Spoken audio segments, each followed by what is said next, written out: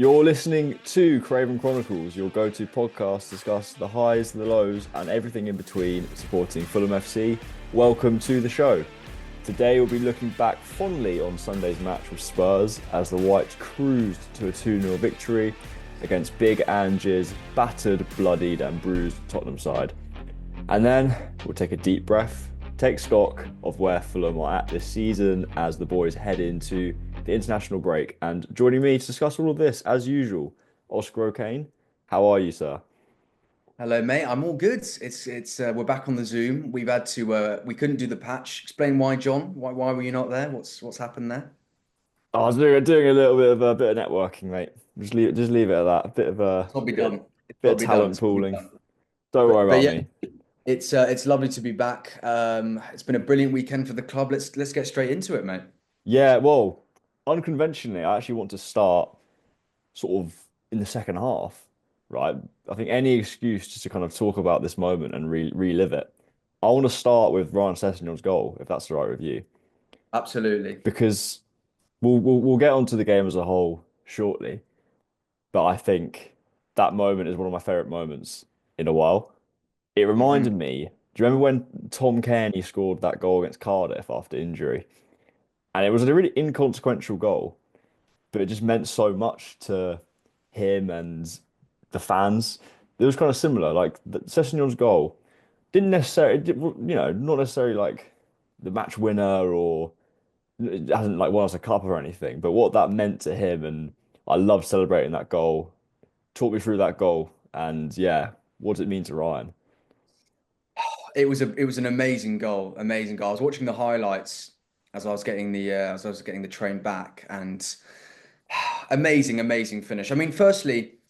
Ben Davis didn't come out of that looking brilliant, did he? Let the ball bounce, gets completely bodied by Sessegnon, and then the finish on his weaker foot as well. You have to say on his right foot to curl that past Vicario into the top corner. Magnificent goal. I'm so happy for him as well. Obviously scored against Wolves not too long ago. Scored against Tottenham. I mean, it would only be Tottenham to sign a player for 25 million to then let him go for nothing and he scores on his instant return.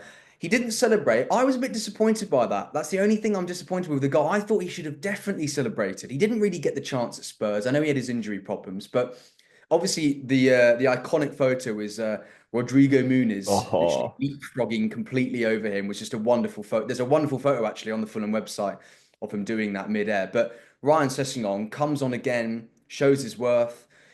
Good for Marco as well. I mean, I think we spoke about last week our attacking problems in terms of wingers, and maybe after that goal, maybe Marco should be thinking that Sessegnon should be played a little bit further forward. But so happy for him and such a sentimental moment and a brilliant moment for the Fulham fans. And the way that he sort of like tapped the badge, the Fulham crest on his shirt was just it was wonderful to see. Such deja vu. yeah. I think on the non-celebration, I think it might have been partly respect to Tottenham, but I think it was more of like a kind of Thierry Henry kind of like just sort of swagger. It was cold. It was like ice in the veins. Yeah, I was going Mm. absolutely mental in the hammy end. And then yeah, as he like hung back and touched the badge, and then at full time, just the whole crowd serenading him. It was yeah, just absolutely brilliant, goosebumps moment. And yeah, I mean what he's had to go through. I was disappointed when he went to Tottenham. I thought I would have liked to keep, kept hold of him. I understood the move. I kind of thought it made sense for him. Never really got a chance. Some few failed loans, and then yeah, as you say, the most Spursy thing that they've spent basically just giving us 25 million and then giving the player back for free. It's absolutely brilliant. But you mentioned Rodrigo Muniz jumping over hmm Ryan. I think the first half was pretty non-eventful. The start of the second half was also, I was like, oh, is this going to be another one of those disappointing kind of not taking advantage of a poor side? And then when Rodrigo Muniz came on, I think he completely changed the game and well deserved with a brilliant finish. Yeah, and I think obviously we mentioned last week, Muniz, he's done it again. Last season got a brace against Spurs at the Cottage, and then he's done it again this season, got the opening goal. I thought the finish was brilliant. I think it's slightly gone under the radar. I mean, it was quite a difficult angle. It was the only place he could have put that ball. It was like it was a he didn't really hit it with huge much power, but the precision of the finish was absolutely fantastic. Vicario had no chance. And Muniz, that man again, he just loves scoring against Tottenham and fantastic finish. I thought his overall game when he came on caused Ben Davies in particular. I mean, he just in general had a shocking game.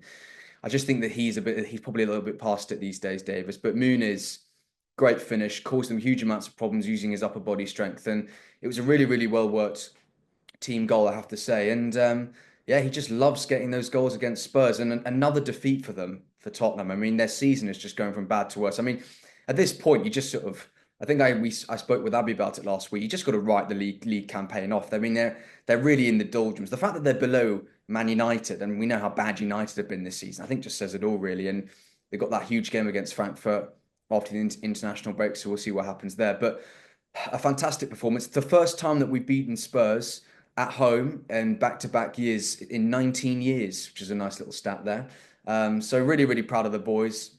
Amazing result, and again a good utilization of Marco using his squad. And I think a lot of Tottenham fans I saw after the game were saying, "Why have we not got Marco?" There's been a lot of outpour, and I think there's been a couple of rumours of Daniel Levy thinking about making a change. And apparently, unfortunately, I have to say this, John, but apparently the top two names on his list are Iraola and Marco Silva. Obviously, we hope that he goes for Iraola and we get to keep Marco. But yet again, Silva proving that with Fulham and with the squad that we've got, that we can compete with the big boys. Yeah, you're talking about Spurs writing off the season. It's kind of funny. Like I think United and Spurs could play each other in that Europa League Cup final. That is L paping over Craxico, if you will. That is, yeah, you're right. The seasons are right off of them. But on Fulham, there's a few talking points from this game. It's all very positive for me. I wanted to give a really special shout out to AP, our Brazilian, of the Brazilian maestro, Andreas Pereira, because I thought he's had his critics this season, at times rightly so, but I think at times not rightly so. I think at times it's been very over the top, been booed at times by the Fulham faithful, which I think is incredibly harsh. And Mm. AP back in the number eight position. Well, I don't think he's been amazing at times, but he proved his worth there. I thought he was so tenacious. He was everywhere. He was taking risks and quality on the ball. And that little bit of skill for the assist to Muniz shows why I guess Marco loves him. And but for me, it was the passion and energy and work rate. Um, yeah. What do you reckon? AP in the eight, is that one for the future? Or I guess when Lukic comes back in, he'll probably slot back in. Yeah, I mean, I think you and I we've been quite I think at times we've been, and rightly so, we've been a little bit critical of Pereira at times. His behaviour hasn't been up to Fulham expectations. Obviously, I remember in the January he was strong rumours of him leaving. Then there was that whole Marseille transfer saga, and you and I, or I think I might have said, well, actually no, we both said pack his bags. He's got to get out of the club. But What's then being reactionary? You're joking. I know, come on, that could never be us, surely not. But then again, his performance against Spurs, just as you said, there's a reason why Marco loves him. The only thing that I think is he just that level of performance against Spurs was fantastic. For me, he doesn't do it enough. And when we talk about him playing in that kind of eight role and comparing it to Lukic, Lukic week in, weeks out does that kind of performance that AP has just done against Tottenham, whereas AP kind of only turns up once in a while. So obviously really proud and it was a brilliant performance. And as you said, the piece of skill for the goal and just his general attitude and his energy, winning the ball back, really bullying Papa Matasara, I think in particular in the midfield battle. But for me, I'd still put Lukic back in that eight position. I just think defensively he's still got a little bit more. But it is frustrating to watch because we know that that's what AP can do. And that's kind of the performances, the performance that he did against Tottenham was kind of to what the levels that we saw when we first brought him in from Man United. God, all those years ago now, it seems like a lifetime ago that we signed Andreas Pereira. But yeah, I think obviously really happy for him, but I'd still probably have Lukic back after the international break. Yeah, absolutely. I think Berger Lukic, as we've raved about that duo, but potentially, I will say Smith Rowe in the 10. I don't think he was terrible, but he wasn't amazing. It was kind of a average performance. I thought he was looked better, but you could maybe stick AP in the 10, slightly more advanced. That actually could be quite a nice little trio moving forwards, and it's also nice to have the options of AP and Smith Rowe. Also Kenny coming on in the eight, which goes well. Yeah, do you want to say something? Yeah. No, I just on your point of Smith Rowe, I just felt it was another game that drifted him by. You know, against Tottenham, he's an ex-Arsenal player. Surely this is the game you gear yourself up for as well. Yeah, disappointing, I think, again from Smith Rowe. I think there does need to be a bit of a question mark. At times he showed his promise, but again, as we've said, Pereira was great, but Smith Rowe should be putting in that kind of Pereira level performance in terms of the creativity output. And I thought it was disappointing from Smith Rowe again. And I think maybe there should be some question marks, really. You look at players like Josh King, young, eager to prove himself. And I know he's our record signing. But as you and I have said on the pod before, players shouldn't just be played for the sake of their price tag. They should be played for their attitude and their performances. You know, it doesn't, as we've had this whole debate with Anderson and Diop, it doesn't matter how much we spent on you. If you're not performing up to the level required, then you shouldn't really be getting in the team. And I think there could be a question mark on Smith Rowe, and I just wanted to get your opinion on that as well. What do you think? I mean, I wonder really if there is any justifiable reason why he should be being kept in the squad, well, in the starting 11 in Yeah. particular. Yeah, you made some good points there. Probably largely agree with you. I think Smith Rowe, I'm very maybe more sympathetic. I'm willing to give him time. So I think the move from Arsenal to Fulham as like just a human point of view, so big. Like he's lived there pretty much, yeah, his whole life. He's been there since he was a tiny kid. I think you can't underestimate that. So I think as long as we can keep Marco Silva for another year, if Spurs can keep their grubby mitts off and get Areola instead, I do think Silva can get the best out of Smith Rowe. But yeah, you're right. But as I said earlier, I don't think he was poor. But yeah, maybe just kind of you want him to do what AP was doing. You really want him to kind of go for it and scrap a little bit more. So I do largely agree. I also don't think it's a bad thing benching him for a bit. I don't think that like you look at Cess, he's been on the bench for ages, and look how hungry he is coming Mm. on. It's not about. And I would like to see a bit more Josh King. Kind of forgotten about him in recent weeks, it seems. But I also wanted to talk about Fulham substitutions. Mm. I think Silva sometimes does make subs a little bit late. However, we have scored the most goals from substitutes this season, and Muniz has scored the most goals off the bench. Mm. Quite interesting, and I think it really shows how the squad depth we have. It's not necessarily littered with the best quality in the league, but what we do have is we've got players that can come in and out of a kind of equal ability, and I think that's kind of a bit underrated this season. Yeah, I think that you make a good point. I think when you look at especially some of the top teams, you take out their star players, their replacements that come in are just nowhere near up to the level required. You know, it's a real the team in itself from an attacking output really declines. And as you say, I'm not surprised by that statistic actually about subs, especially when you think about Super Harry Wilson. He loves a little goal off the bench, doesn't he? So obviously fantastic that I mean it's a great stat as well. It just shows you how important the cohesive squad is in terms of the structure, in terms of everyone chipping in. It's not like a Liverpool where you've got one player who is the standout and everyone else is, the numbers are just nowhere near.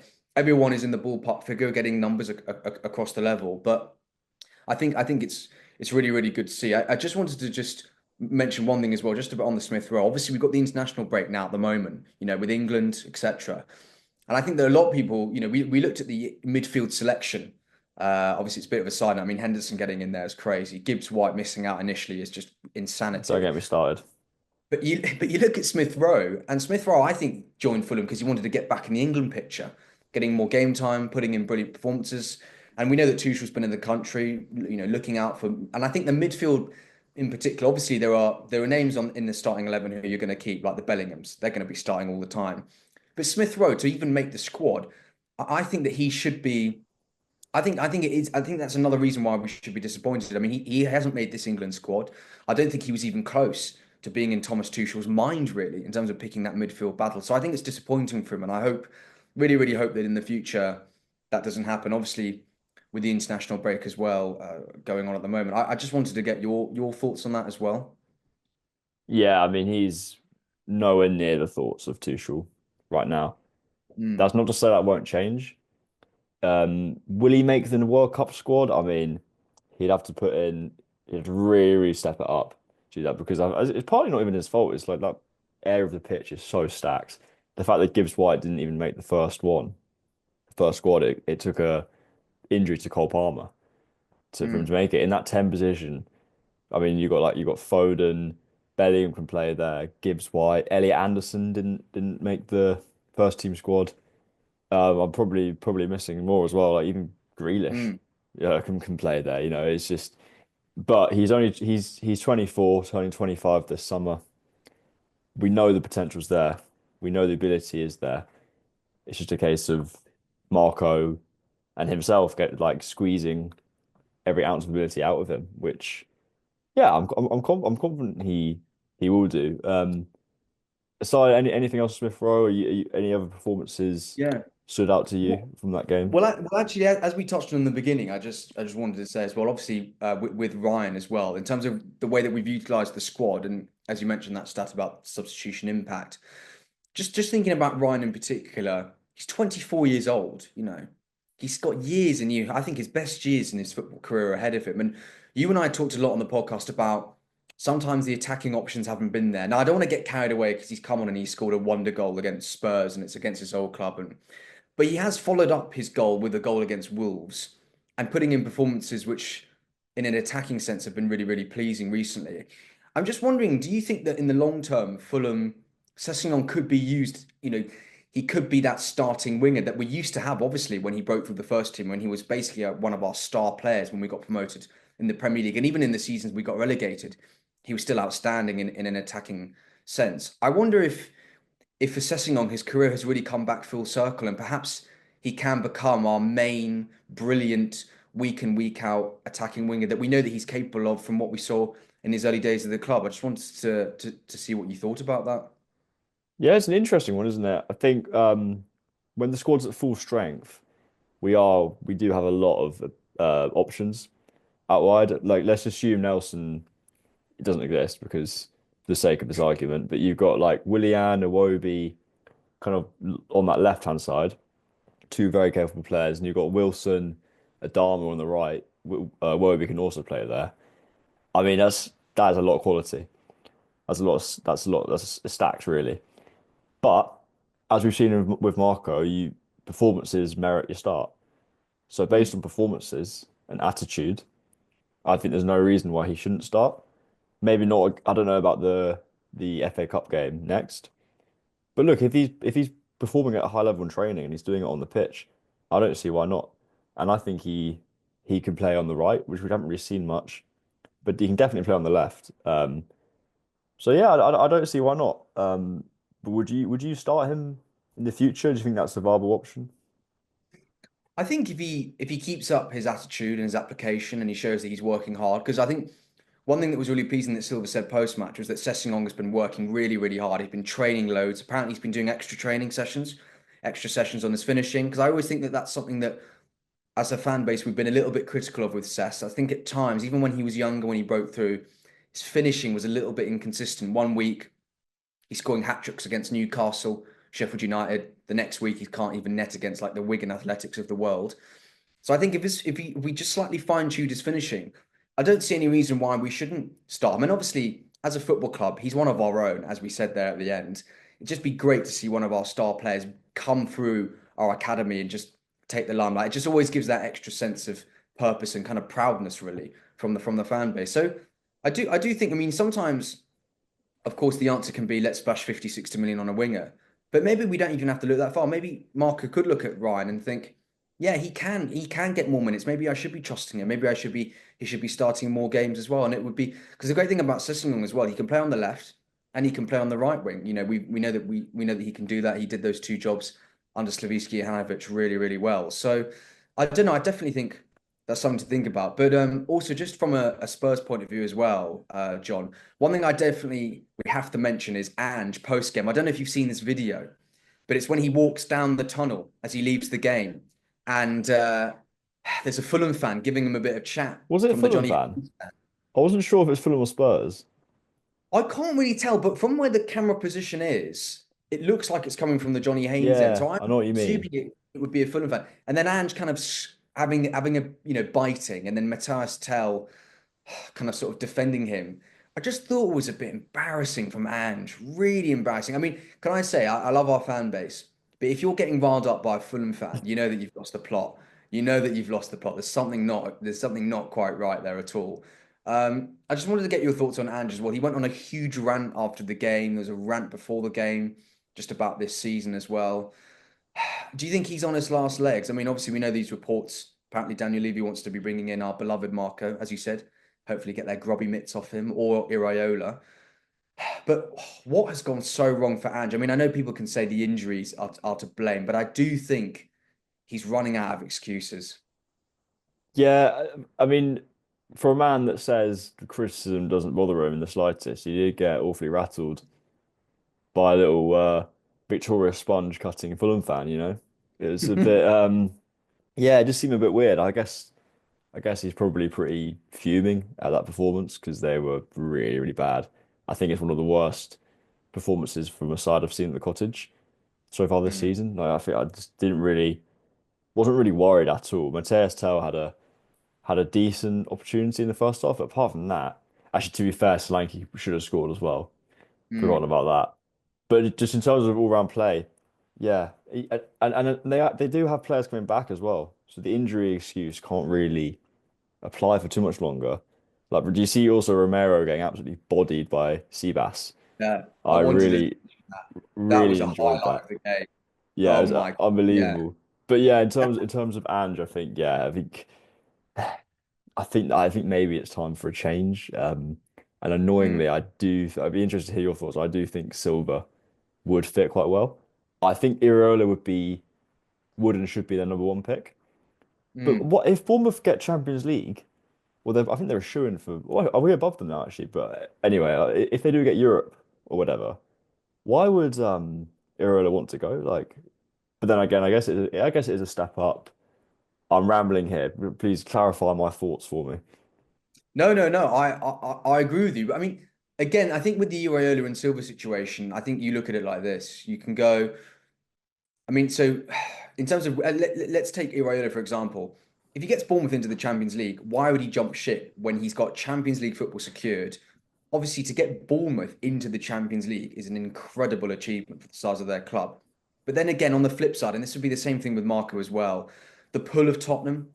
I mean, whatever we can say about them not winning trophies for a long time, they've got a massive fan base, incredible stadium, huge amounts of money. They are still a massive football club, still considered in the top six. And I think that, as much as I love our Fulham, our beloved Fulham, we're not as big as Tottenham. Tottenham are just a far bigger football club than us through their history and some of the legendary players that have played for them and their resources. And I think that Silva or Iraola, definitely they would be turned. But I do also think as well that managers get put off going to Tottenham because Daniel Levy is such a poor operator. I mean, in terms of Tottenham as a business model, they're outstanding, but on the pitch they've been dreadful. I mean, the fan base are fuming, as they've said, one trophy in 20 years under the Enick Levy ownership. For size of Tottenham is not good enough. And the trophy that they won is a League Cup. It's not even like it's a Prem or an FA Cup or a What? European trophy. Don't tell Newcastle fans that. Come on.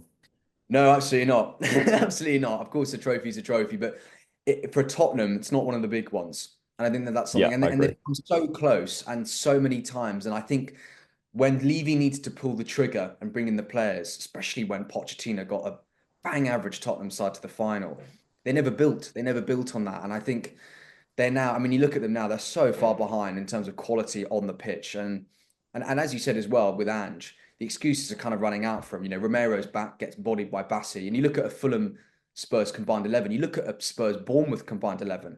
Lots of Bournemouth players get in that Tottenham team. Most of their attacking players, I think, and most of their defensive players get into that side as well. So really disappointing. But it does show you that clubs like Fulham and Bournemouth and Brighton and Villa and Newcastle, if you get it right off the pitch, you're going to get rewarded on the pitch. And Tottenham, for the last well, since Levy's ownership, they haven't got it right off the pitch. And unfortunately, that's correlated to them being so unsuccessful in the last 20 years. So I think it could be either or. But if Marco leaves, he leaves with all of our blessings. But I really wonder if he would leave Fulham for Tottenham. I really, really Mm. would wonder. I'd be quite surprised if he did. What I would say is, no, people like Marco Silva and Iriola who've made it to this level with the game and are so successful, like they won't look at the past managers of Tottenham and think, oh, they haven't worked. Maybe there's a problem with the club. I think they'll look at that and think, no, I'm the guy that can be that change because you have to have that self-belief to get to where they are. But yeah, it'll be really interesting to see what happens over the summer. Well, say interesting, a bit nerve-wracking if Ange does go. But before we wrap up, Spurs section, more a couple of talking points from the game. I think we should probably talk about potential. Well, there's actually two potential penalties. There's one on Jimenez in the first half, which I thought Mhm. probably should have been a pen, and there's also one on Bergvall where I thought was excellent, shining light in that Spurs team. But when he came on, but he tapped it past I think it was Bassi, and maybe got bodied. Maybe a penalty, but yeah, maybe I'm nitpicking a bit. I think Bergvall was unlucky. I think he was unlucky not to get that pen. I thought that Bassi, it was a bit of a clumsy challenge. I love Calvin. Don't want to criticize him. He's been insane since he's joined the club, but that was Bergvall's a good player. He's actually been one of the few shining lights in an otherwise disastrous season for Tottenham. But I think that we got away with on there. I think in the game as well, especially Solanke missing that chance, we could have been 2-0 down before we even turned up with the substitutions in the second half. But I think we got a little bit lucky with the Bergvall one. I mean, obviously, we got to try and be impartial. We've got to be impartial, and I think that we got away with that a bit. And it was good play. I just thought that clumsy, didn't really get anywhere near the ball. Quite an aggressive shoulder barge after Bergvall had kind of spun clear. So we got away with one there. But look, I mean, I think that it's not to say as well. Like, obviously, we won the game 2-0, and I don't think that any Spurs fans could say we deserve to win that game or we deserve to get something from that game because apart from those opportunities, they were, as you said, pretty poor throughout the entire 90 minutes. Yeah, I think I think it would have been harsh to give a penalty, but I think it was a bit contentious. Same with the Jimenez one.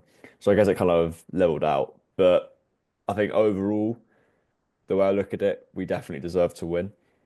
Yeah, maybe perhaps slightly fortuitous, particularly with that Slanky chance. I don't know how he missed that. Um, but I think overall, 2-0 that doesn't, that's not an unfair result. For the next part of this podcast, Oscar, I thought seeing Mhm. as we're going into international break, our next game is a huge game, Crystal Palace quarter-final. We'll do a bit proper preview for that in a week or so. We'll get some guests on and really tuck into an FA Cup feast. But now I thought let's just take a deep breath, to take stock and kind of see where we're at. And if you look at the Premier League table, it is quite interesting because Bournemouth, who we were raving about, they've actually dropped down to 10th, which is Frauds. pretty mad. Fulham sitting pretty in 8th behind, well, how many points are we off Champions League? Only 3 points off Champions League. It's crazy. So, I mean, where are you at right now with Fulham? We're gonna win it all, mate. We're gonna win Simple as that. it all. Um, it's incredible that from fourth to 10th is 4 points from Chelsea to Bournemouth. I mean, that's unbelievable that that's even in the equation. And it might be 5 points actually. It might be 5 points. From But 5th to even 10th is 4 points, yeah. I mean, that's incredible. And also, the other thing that's important to mention as well, I'm not going to get too carried away, but this Please do. season, yeah, UEFA coefficient rankings. England have got a very, very likely chance that if you finish fifth, you also get Champions League football. So it will be the top five that will finish in the Champions League spots, which would Yeah. be I incredible. think So, the European spots could potentially fall as low as 11th. I don't think that will happen. A lot would have to happen for that to occur, but yeah. but Fulham are in the mix. It's credible. I mean, it makes me think, God, if we just beaten Ipswich and we're just beaten Southampton and we're just beaten Wolves at home, we'd be flying, mate. It could even been a late title challenge. No, I'm only joking. But I just think that it's so open. It's actually made because realistically, the league is over, the relegation battle is over. So the only thing that's really interesting this season is the European fight contention, which is incredible that United and Tottenham aren't in it because they've got their own Europa League duties to attend to. But it's amazing that there's so many teams in and around the mix. And without a question, we are in there. And obviously, we discussed last week in terms of our fixture list. A lot of the games that we've got coming up are going to be against these level teams. And I think predominantly we've got a good record. I mean, I remember last week's episode, we reeled off the list and you and I looked a little bit glum about it. But having just beaten Spurs, we can challenge with the so-called the big six teams and the teams that have the sort of star players. And I wouldn't be surprised if we picked up definitely a few more points from now until the end of the season. It's going to be difficult. It's going to be a slog. We've got Liverpool coming up at home pretty soon. We've got Arsenal away. We've got Chelsea at home. But Bournemouth you as look at well. Chelsea, Bournemouth as well. But you look at that game, those games against Bournemouth and Chelsea. It's like they're like Champions League games in the respect of like we beat them, we get one over them. That's massive in our push. So we'll just have to see what happens. And it's real credit to Marco and to the players that we're even in this discussion, even in this conversation that we could potentially be in and around it. So it's amazing, John, and it's just another reflection of what has been truly a magnificent season. And I hope that when we come back and we do our episode after the Palace game, it can go from a great season to an incredibly memorable season. So we'll just have to see. Fingers crossed for that one. Yeah, exactly. It's funny. I was speaking to my brother the other day.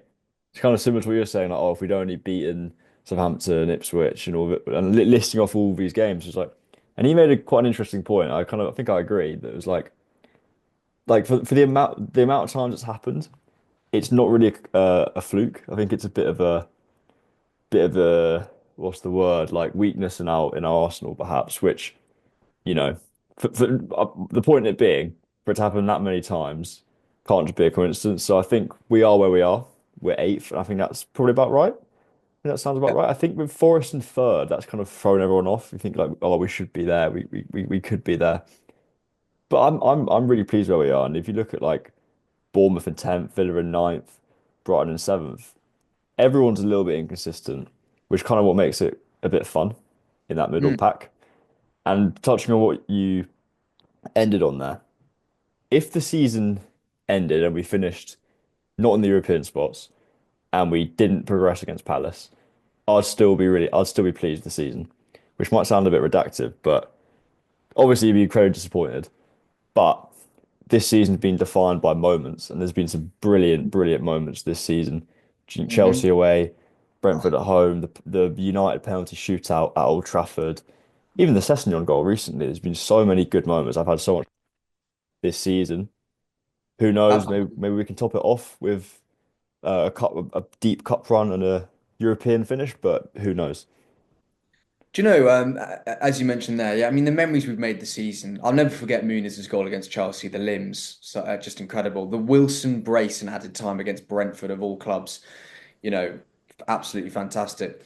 I would disagree with you though, mate. I have to say, I would disagree with you. I would be really disappointed. I think from the position that we're in now, if he said to me, we didn't get past Palace and we didn't make Europe, I think it would go down as a disappointing season. And the reason why is because I think we've just put ourselves in such a good position in those competitions. You look at the FA Cup, I think it's so up for grabs.